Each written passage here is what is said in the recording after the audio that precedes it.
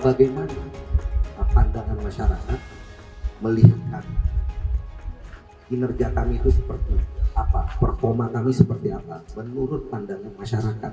Untuk indeks tingkat kepercayaan masyarakat di wilayah hukum Polresta Banda Aceh dan Polsek Jajaran itu sebesar 8,02 pada skala 1 sampai dengan 10. Alhamdulillah, terima kasih. Saya ucapkan terima kasih. Yang pertama komitmen, ya, komitmen Pak Prof untuk melaksanakan riset, dinamakan riset kita kreatif.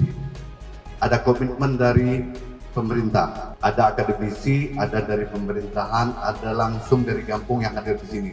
Jadi komitmen ini yang penting kita pelihara. Dan Alunaga ini outlet ujungnya, ya, jadi outlet ujungnya untuk penggalian kota Banda Aceh.